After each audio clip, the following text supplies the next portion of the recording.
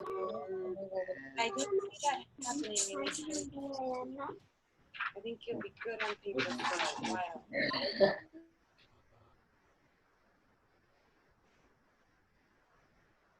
So weird. All right, here we go, guys. Silly name. Hello song with silly names. Push it down a little bit. Oh yeah. All right. La la la la la la.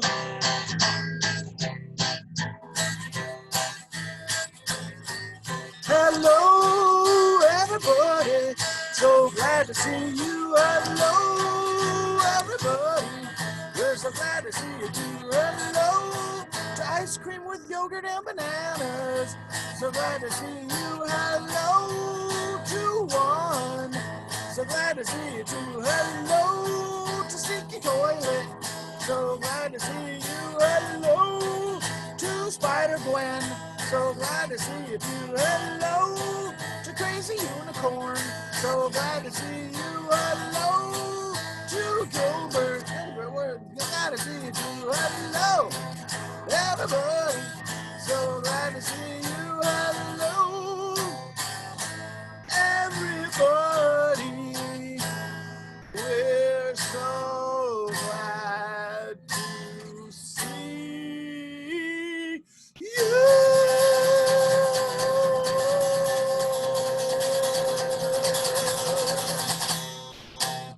Ooh, I went high, high. See you on that, baby. Didn't hold back. All right, guys.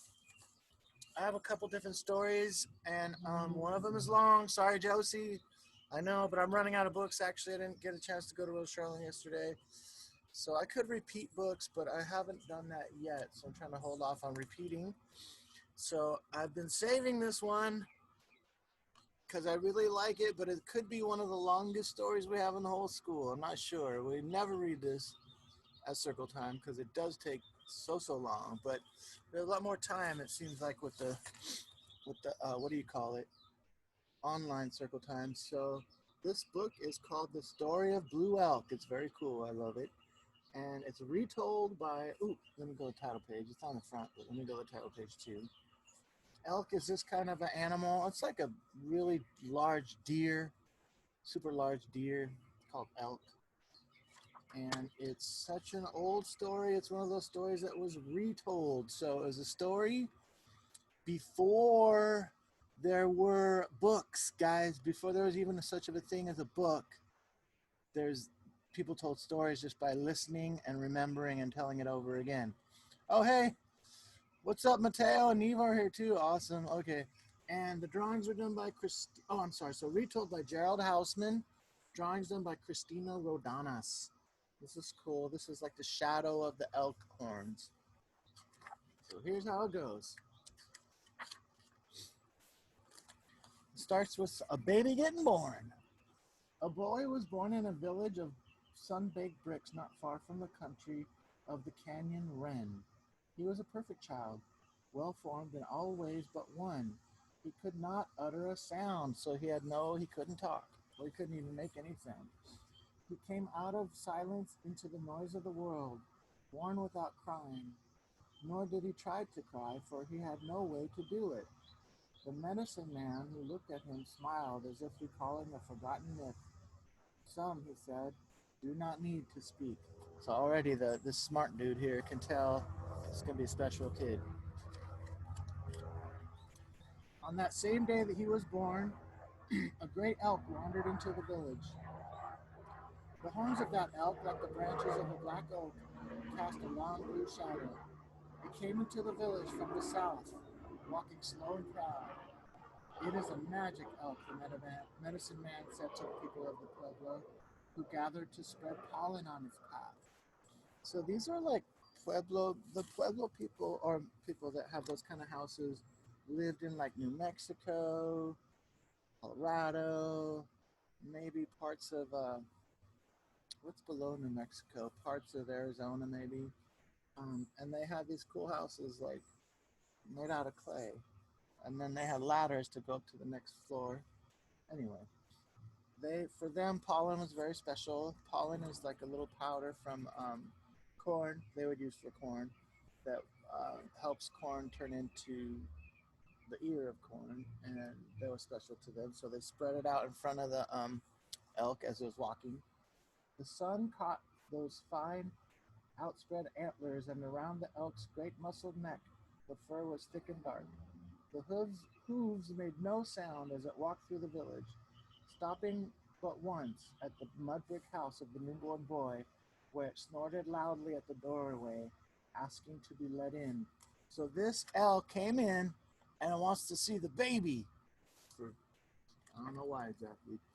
The surprised parents came to the door, but when they opened it, the elk's antlered head was too large to pass through the door.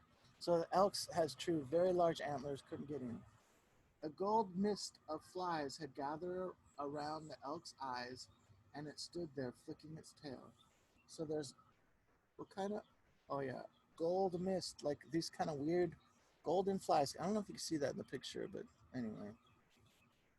Somehow, though, the mother knew what the elk had come for. I think, she said to her husband, he wants to see our boy. So the father picked up the child and carried him to the elk, which stamped its hoof 11 times, then once more. So hooves are the feet of an elk, and it stamped its foot like 1, 2, 3, 4, all the way up to 12, right? It was deliberate and slow, leaving 2 hoof clefts in the dirt by the door. Then it turned around and walked through the noonday light as easily as it had come, more like a dream animal than a real one.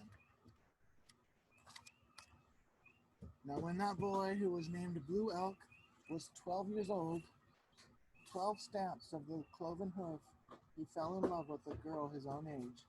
The boy had never been able to utter a sound, but those who knew him understood that he had been blessed by the great elk on the day of his birth. The power of speech, though sadly missing, was, they believed, reserved in him for some unknowable reason. So he still can't talk, even when he's 12. I don't know if you can see that picture. Anyway, Blue Elk was unable to tell the girl Sunflower how much he cared for her. In truth, he could not sleep for thinking of her. Her smile made him weak and lightheaded.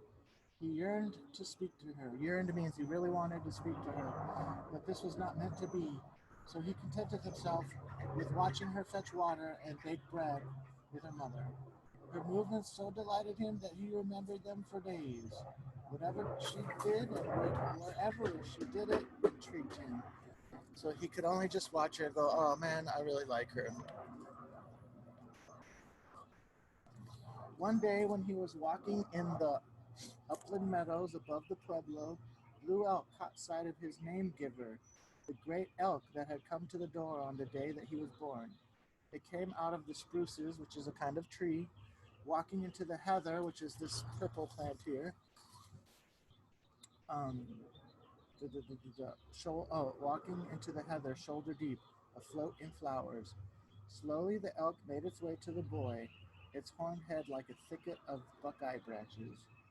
Blue Elk watched as the great elk eclipsed the sun, that means blocked out the sun, coming closer and closer until he felt its flowery breath on his face and smelled the sweetness of jumbled cliffs, sun paths, cloud-washed ponds.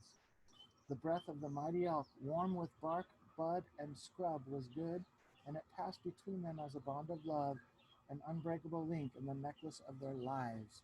So they know each other because that's the same elk that came to his house when he was born.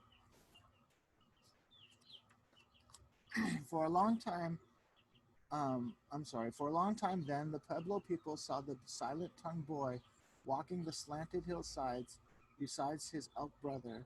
Together they roamed the highlands. Blue Elk made a headdress of wildflowers, placing them on the elk's antlered head. He would be seen riding him bareback through the mountain passes, where hunters saw them emerge from the forest as one great inseparable shadow. Riding on elk. I've never seen anybody do that. That's pretty hardcore. No saddle.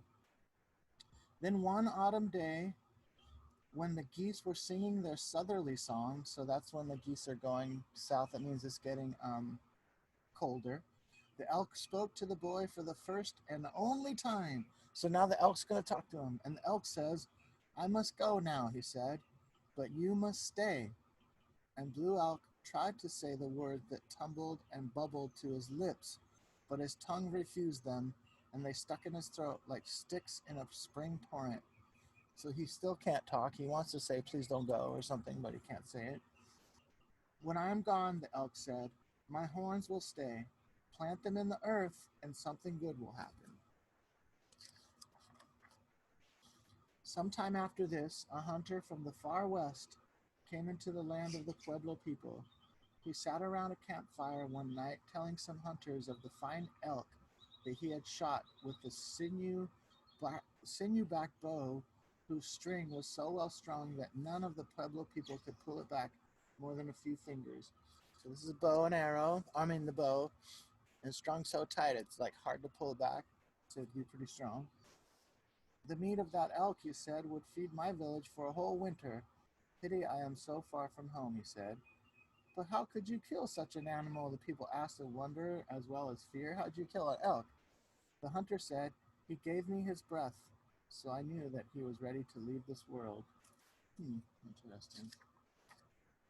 Now when Blue Elk heard that story, he ran for the mountains, not resting until he came to the place where he and his brother had always met. So he went to where he used to hang out with the elk. Ugh, lighting's not so good today, is it, guys? It's a dark picture anyway. I think it's nighttime. There he found droplets of blood on the matted grass, and he followed them into the spruce trees where his brother had been brought down and had given his breath. And he saw where the hunter had planted the heavy horns in the black earth. What my brother wanted is done, Blue Elk thought, and he left the mountain, returning to the Pueblo to mourn the passing of his brother. That winter, the snows were deep, but when they melted at last, the rivers rose, and they overran their banks and engorged, that means flooded the lowland streams with roaring runoff and swirling fog. Finally, when the snowmelt ended, summer came, the time when elks grazed on clover in the mountain meadows, the time when Blue Elk, lonely for his brother, would climb up the steep slopes to see his brother's horns had grown.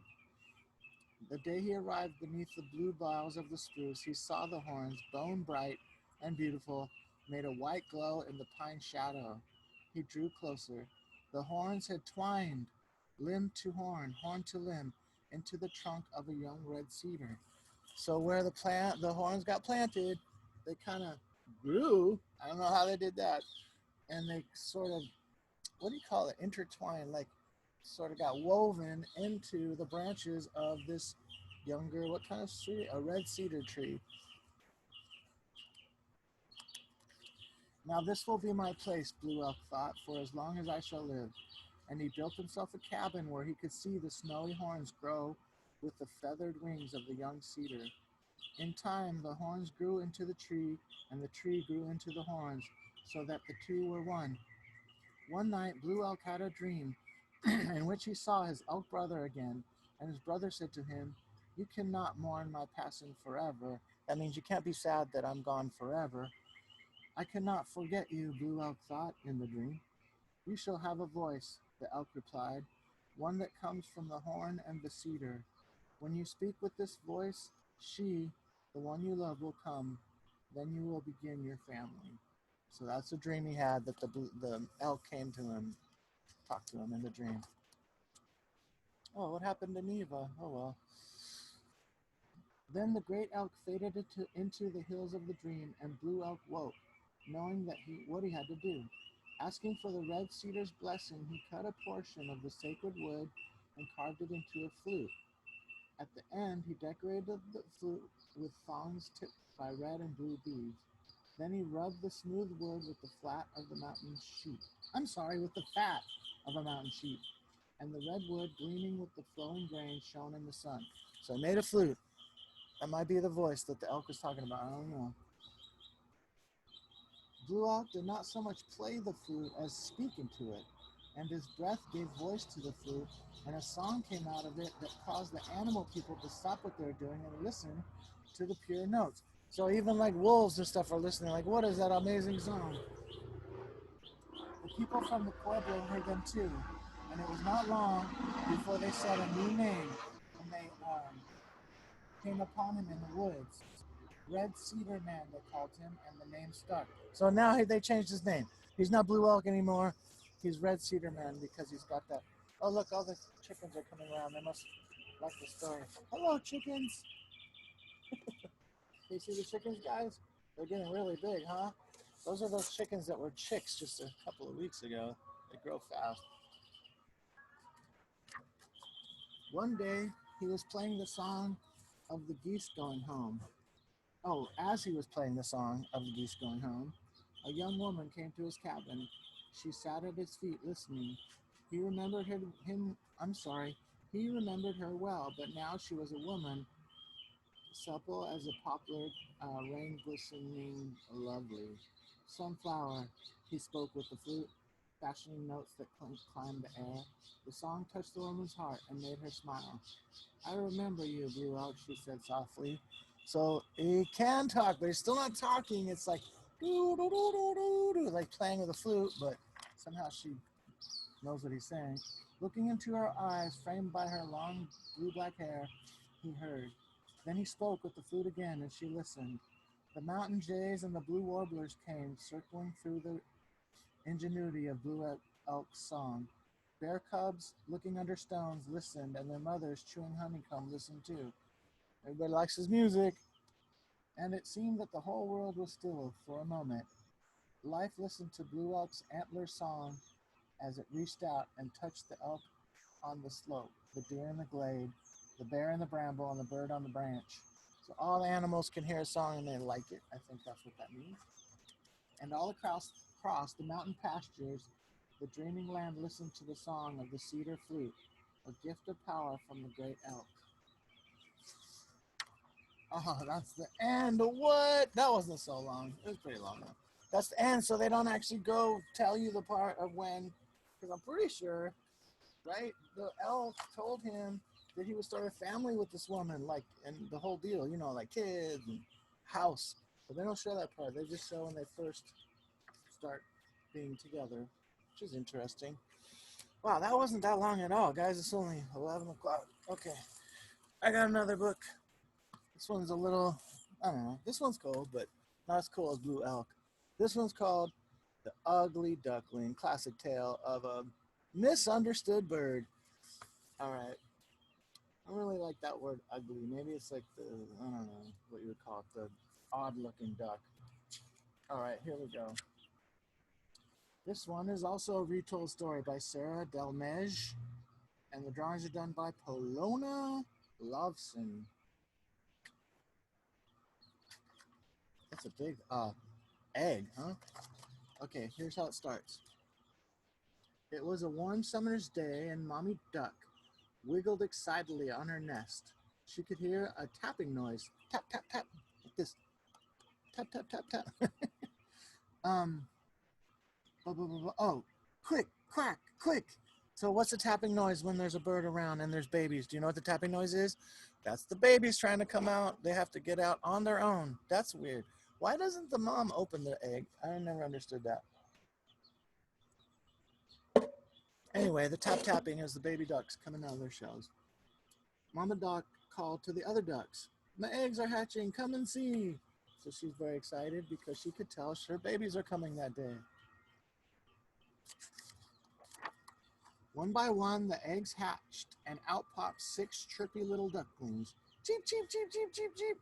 Ah, the other ducks sighed. What sweet little ducklings.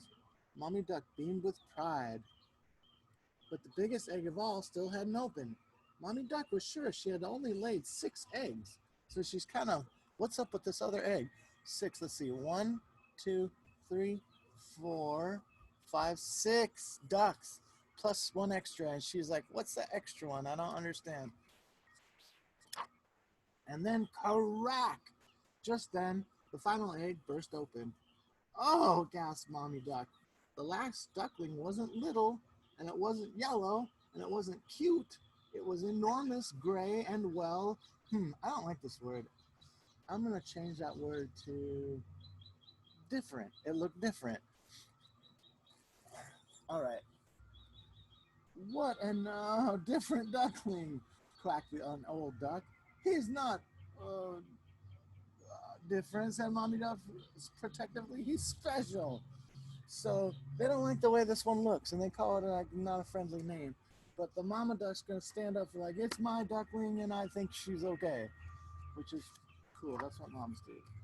The next day, Mommy Duck took all her little ducks to the farmyard to meet the other animals. The 6 yellow ducklings proudly puffed out their pretty feathers. Ah, sighed the animals, what lovely ducklings. The odd-looking duckling waddled forward. Hello, she said quietly, and everyone turned to stare at him. Oh, he said, oh, it's a boy, okay. He's so clumsy, mooed the cow. He's so big, squawked the hen. So they don't like the way he looks, I guess, just because he does not look like a baby duck. So they're like, what's going on? He looks different. He's so gray, neighed the horse. They all think he's kind of odd looking. Large teardrops rolled down the duckling's long black beak. He felt all alone. Nobody wants me, he whispered. I'd be better off swimming away. So he's very sad because everybody's sort of making fun of him, not really being friendly at all. And he's swimming in a pond now. The poor little duckling walked sadly across the meadow, leaving the farm and his family far behind. Ooh, man, he left the farm. Soon, the duckling came to a river where some geese were diving for food. Excuse me, the duckling began bravely. Have you seen any ducklings like me around anywhere? No, you're the strangest looking duckling we've ever seen. The geese honk. You don't even look like a duck. Well, they should know. Geese probably know what I don't want to give it away. They probably know what this kind of bird looks like. So the duckling kept waddling. He was getting very tired. As darkness fell, he crept inside an old barn, looking for a place to rest. May I stay here? He asked the animals inside the barn. Can you lay eggs? Clucked a hen. No, said the duckling sadly. I'm just a baby duck. I can't really do that yet. Can you catch mice? Purred the cat. I don't think so, said the duckling. Then you're no use here, the cat hissed. Oh, they're not wanting him to stay. They're super unfriendly, these people in this book. The duckling quickly waddled away. He kept going until he came to a large lake.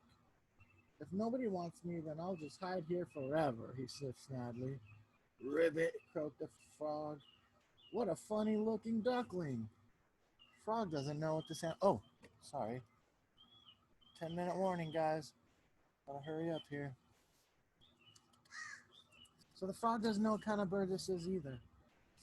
I'm gonna give you guys a hint. It's not a duck. Fall came and the leaves turned gold. One evening, just as the sun was setting, the duckling saw a flock of beautiful white birds flying gracefully across the sky. I wish I looked like them, he sighed. And all through the long winter, the duckling hid in the reeds, ashamed of his face. When the first rays of warm spring sunshine arrived, the duckling peered out of his hiding place. A graceful swan paddled by him, and he backed away, afraid he might be teased again. But if you notice, the duckling grew up. It's 1 year old or whatever, maybe less, and it's not fuzzy, furry little duckling anymore. It's grown up, and it looks like this one right here. They look the same, if you could tell. But to the duckling's surprise, the swan swam up to him, and the swan said, "Why are you hiding here?" Asked the swan kindly. "Join the rest of us." And the duckling was shocked. Surely the swan must be talking to someone else. But then he caught sight of his reflection in the lake. So he looks into the water, and sometimes if it's very still, you could see your own face, like a mirror, sort of, kind of. And he's seeing it, and he's like, wow. He's like, I look different. He stared and gasped in amazement. His gray feathers were now snowy white. I'm a swan, the duckling cried happily. He didn't know, because he got mixed in with the ducks, I guess. Just then, a family of 6 young ducks waddled along the riverbank with their mother. Look at the beautiful swan, they quacked. Mommy Duck recognized her little duckling at once. I always knew he was special, she quacked. So look, there's the mom. A I guess that's the mom. I don't know which one. From when he was born, as she remembers him. The duckling ruffled his beautiful white feathers, turned away, and proudly paddled after his new friend. And that's the end. So that was an ugly duckling at all. It was a beautiful swan, but people didn't know because they thought it was a duck. So that's a case of, what do you call it? Mistaken identity, they call that. All right, guys, I think I'm going to stop there. I have one more book, but I should save it for tomorrow. And let me unmute people here. Man, I don't know why I cannot unmute people on my own. It's so weird. I have to ask. I don't understand it. Mateo, I missed you, buddy. How's it going, bro? Josie, you can unmute now. There you go. Oh, there you go. I got it Cool. to work. We All gotta right. do the song. So, I have time, I'm pretty sure, for an extra song before the goodbye song. Turn the headphones off. So maybe we'll do, what's a we could do, Mr. Sun. You guys want to try that one? Yeah.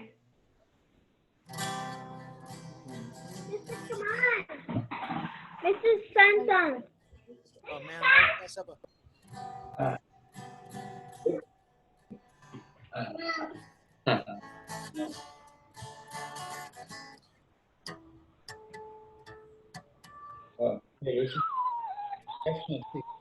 First one.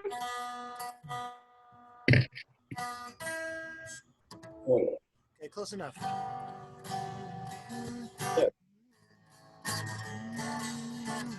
Okay, I think I got it. Mr. Sun in G. I don't remember what Teacher Katie played in or does play it in. I'm gonna go G. And you guys could do the hand signals if you want. This is the sun. This is shining down on me. Mr. Sun, Mr. Sun, Mr. Golden Sun, hiding behind a tree. These little children are asking you, right? Okay, here we go. And a 1, and a 2, and a 3, and a 4. Oh, Mr. Sun, Sun, Mr. Golden Sun, please shine down on me. Oh, Mr. Sun, Sun, Mr. Golden Sun, hiding behind a tree. These little children are asking you, please come out so we can play with you. So, Mr. Sun, Sun, Mr. Golden Sun, please shine down on me, please shine down on me, please shine down on me. One more time. Oh, Mr. Sun, Sun, Mr. Golden Sun, please shine down on me. Oh, Mr. Sun, Sun, Mr. Golden Sun, hiding behind a tree. These little children are asking you, please come out so we can play with you. Mr. Sun, Mr. Golden Sun, please shine down on, please shine down on, please shine down on me. Oh, that's a good song. All right, time for the goodbye song, and I got some other people to sing. I don't know what happened to Neva. I guess she left. But maybe I'll sing to her anyway. So I got Neva, I got Mateo. I think that's everybody that's still here. All right, here we go. La la la la la. Well, goodbye, Josie. Goodbye, Josie. Goodbye, Josie. We'll see you real soon. Goodbye, Henry. Goodbye, Henry. Goodbye, Henry. We'll see you real soon. Goodbye, Isabella. Goodbye, Isabella. Goodbye, Isabella. We'll see you real soon. Goodbye, Sophia. Goodbye, Sophia. Goodbye, Sophia. We'll see you real soon. Goodbye, Lucy. Goodbye, Lucy. Goodbye, Lucy. We'll see you real soon. Goodbye, Cash. Goodbye, Cash. Goodbye, Cash. We'll see you real soon. Goodbye, Mateo. Goodbye, Mateo. Goodbye, Mateo. We'll see you real soon. Goodbye, Eva. Goodbye, Neva. Goodbye, Neva. We'll see you real soon.